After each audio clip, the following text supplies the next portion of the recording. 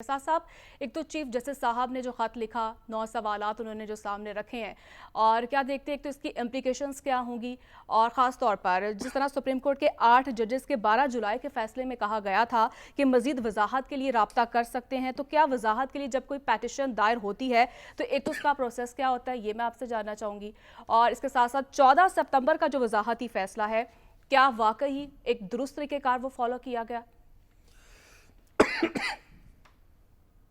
बिल्कुल दुरुस्त तरीक़ेकार को मेरे नाक़िस से फ़हम में फ़ॉलो किया गया, लेकिन मैं ये बात करते हुए एक वाज़े करता चलूँ।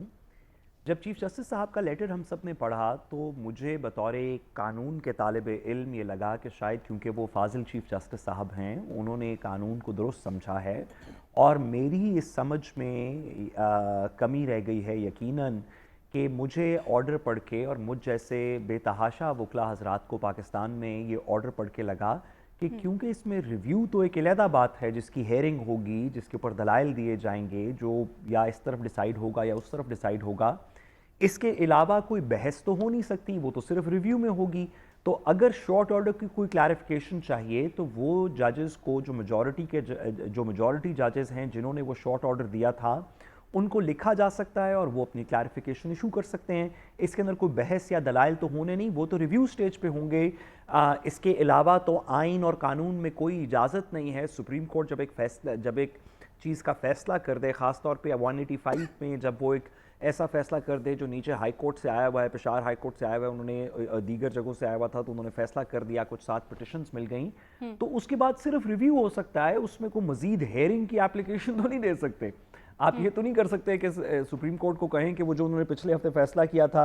उसके अंदर मैं एक हेयरिंग की मजीद एप्लीकेशन देना चाहता हूं अपनी कुछ वजाहत करने के लिए। ये बात तो मुझे मन तक समझ नहीं आया, लेकिन मुझे समझ नहीं आया कि चीफ जस्टिस साहब ने किस तरह कहा कि ये इसके अंदर कोई हेयरिंग होनी चाहिए थी, कोई नोटिस सर्व होने चाहिए थी, कोई अटॉर्नी जनरल को बहस करनी चाहिए थी, कोई अदालत में समाअत होनी चाहिए थी। लेकिन जैसे कि मैंने आपको शुरू में कहा कि ये थॉट प्रोसेस देख के मुझे यकीन हुआ कि मैंने गलत सोचा है, लेकिन मैं इसमें कंफर्टेड हूँ कि मेरी अंडरस्टैंडिंग दुरुस्त है और शायद चीफ जस्टिस साहब की नज़र से कुछ चीज़ें स्किप हो गई, क्योंकि जो 8 मेजॉरिटी जजेस हैं, जो by the way supreme court की मेजॉरिटी भी तकरीबन कॉन्स्टिट्यूट करते हैं, उनका भी यही ख्याल है कि क्लैरिफिकेशन तो हम खुद ही देंगे, इसीलिए उन्होंने जारी की। यहां से बात अब थोड़ी सी आगे है, जो हसन भी कर रहे थे और मैं आपकी इजाजत से उसमें 2 बातें करना चाहता हूं। ऐसे लगता है कि जितने भी सुप्रीम कोर्ट के फैसले जमहूर से रिलेटेड हैं, आवाम की आवाज़ से रिलेटेड हैं, आवाम की आवाज़ को पूछने के फैसले हैं या आवाम की आवाज़ को तस्लीम करने के फैसले हैं, जो जमहूरियत के रिलेटेड फैसले हैं सुप्रीम कोर्ट के, उन तमाम को इलेक्शन कमीशन मानने से कासिर है। मैं इसकी वजाहत कर देता हूं। सुप्रीम कोर्ट ने कहा कि जमहूरी अमल के थ्रू 90 दिन में इलेक्शन करवाने चाहिए।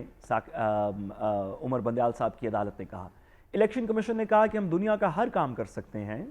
हम लोगों को डिस्क्वालीफाई कर सकते हैं, फॉरेन पिटिशन सुन सकते हैं, ये फंडिंग वो फंडिंग, हम ये प्राइम मिनिस्टर ये पार्टी का चेयरमैन है वो नहीं है, इसका दस्तखत उससे मैच कर रहा है, हम इस तरह के तमाम काम करेंगे। जो एक हमारा बुनियादी काम है कि जमहूर की आवाज़ को पार्लियामान तक पहुंचाएं, हम ये नहीं करेंगे।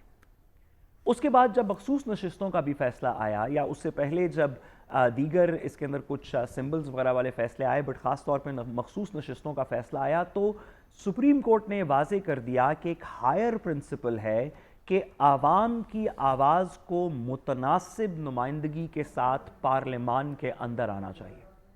और पार्लियामान की वही शक्ल होनी चाहिए जो बेशतर आवाम में, अगर किसी पार्टी की 30% पॉपुलैरिटी है, 30% हलकों में पॉपुलैरिटी है, तो उसको पार्लियामान में 30% सीटें मिलनी चाहिए। अगर किसी की 40% है, उसको 40 मिलनी चाहिए। कि इलेक्शन कमीशन का काम है कि वो अपने फैसलों के थ्रू आवाम की मुतनासिब नुमाइंदगी को पार्लियामान के अंदर इंश्योर करे। ये सुप्रीम कोर्ट का दूसरा जमहूरी फैसला था। इलेक्शन कमीशन ने कहा हम हर चीज़ करने को तैयार हैं, हम कानून साजी का इंतज़ार करेंगे, हम एप्लीकेशन फाइल कर देंगे, हम हेयरिंग रिक्वेस्ट करेंगे, एक काम नहीं करेंगे, और वो ये है कि आवाम की मुतनासिब नुमाइंदगी, जिनके लिए आवाम ने जिस पार्टी को वोट किया, उसको हम सीटें नहीं देंगे। जी। यहां से थोड़ा सा आगे चलते हैं। ابھی جو حسن صاحب بات کر رہے تھے کہ ہو سکتا ہے کہ آنے والے دنوں کے اندر، اگلے ہفتے 10 دن 15 دن کے اندر ایک کانسٹیٹیوشنل امینڈمنٹ کرنے کے لیے پھر سے پارلیمان کا اجلاس بلایا جائے، تو حسن صاحب سب سے پہلے یہ پوچھا جائے گا کہ پارلیمان کا اجلاس چل رہا تھا، آپ نے پروسیجر کے قانون کے اندر امینڈمنٹ نہیں کی، پھر درمیان میں 5 دن کے لیے پارلیمان کا اجلاس نہیں چل رہا تھا، آپ نے 10 دن بعد پھر سے بلانا ہے یا 15 دن بعد پھر سے بلانا ہے کانسٹیٹیوشنل امینڈمنٹ کے لیے، اور درمیان میں آپ نے جو 4 دن پارلیمان کا اجلاس نہیں چل رہا تھا، ایک ایسا قانون جو آپ نے جا کے عدالتوں میں ڈیفینڈ کیا کہ ہم جمہوری طور پہ چیف جسٹس سے پاور لے کے 3 ججز کے سامنے ڈسٹریبیوٹ کر دیں گے، اس کو آپ نے ان چند دنوں میں، جب پچھلا سیشن بھی ختم ہو چکا تھا، اگلا جو آپ آلریڈی اناؤنس کر چکے ہیں کہ ہم بلائیں گے، ہم اس کی کوشش کریں گے، ہم کانسٹیٹیوشنل امینڈمنٹ پاس کریں گے، اس کا بھی انتظار نہیں کیا، درمیان میں آرڈیننس پاس کیا، تو اتنی ایمرجنسی کیا تھی؟ کیونکہ آرڈیننس پاس کرنے کی ایمرجنسی کی درکار ہوتی ہے، اصل دلائل تو بعد میں آئیں گے کہ آپ نے جب ایک دفعہ کہہ دیا کہ چیف جسٹس سے ہم پاور لے کے ایک ڈیموکریٹک کمیٹی کو دے دیں گے، تو پھر واپس اس کمیٹی کے اندر اگر صرف چیف جسٹس ہی کی میجورٹی ہونی تھی ہر وقت، ایک چیف جسٹس صاحب اور ایک ان کے نامنی، تو پھر یہ کمیٹی بنانے کی وجہ کیا تھی؟ پھر چیف جسٹس کے پاس ہی رہنے دیتے۔ یہ تو میرٹس کا آرگومنٹ ہے، اس سے پہلے پوچھا جائے گا کہ کیوں آپ نے جب پہلے سیشن چل رہا تھا تب بھی اس کی ترمیم نہیں کی، جب بعد میں آپ سیشن پلان کر رہے تھے بلانے کا تب بھی ترمیم نہیں کی، اور درمیان میں چند دنوں کی وقفے کے اندر آپ نے آرڈیننس پاس کر دیا۔ حکومت اپنے دونوں پیروں پہ کلہاڑی مار رہی ہے، اس طرح کی جو ان کو آنے والے دنوں میں آئین، قانون اور جمہور میں بڑی ہزیمت کا سامنا کرنا پڑے گا۔ کسی مناسب شخص سے پوچھ لیں اور کوئی بہتر اسٹریٹجی اپنائیں، آپ کے لیے بہتر ہے حکومت کے لیے۔ جی بالکل، حکومت کو آئین اور قانون کا سامنا ہو سکتا ہے۔